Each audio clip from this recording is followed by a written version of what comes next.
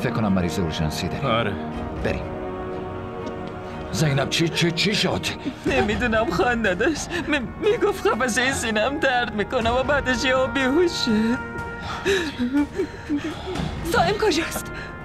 نمیدونم دخترم، نگران نباش. جاوید هیچیش نمیشه، بهت قول میدم. بابا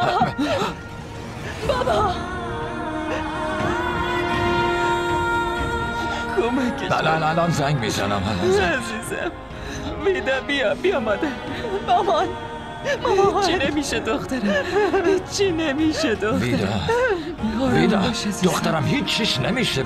عمو جان بابامون داخله، اگه برای سرش بیاد. نمیشه. نگران نباش، دارن درمانش میکنن. دخترم چرا غصه میخوری؟ چیزی نیست، الان زنگ میزنم.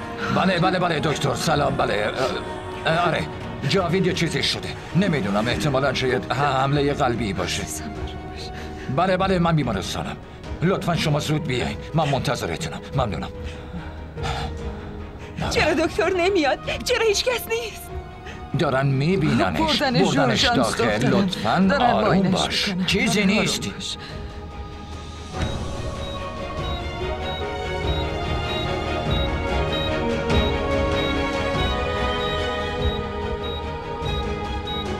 دکتر اومد. آقای دکتر بابام چطوره؟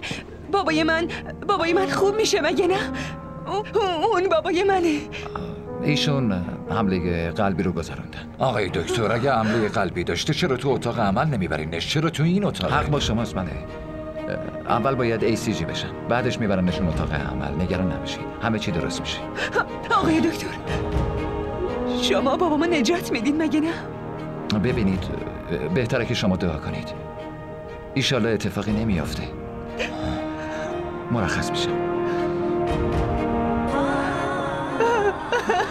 بس دیگه دخترم گریه. ویدا دخترم هیچیش نمیشه عزیزم. جاوید دوباره خوب میشه، تو صبر بکن دیگه. خدا بزرگ دخترم، منم اینجا پیشتونم. نگران نباش دخترم. خدایا به داداشم سلامتی. جاوید زود خوب میشه، میاد پیشمون.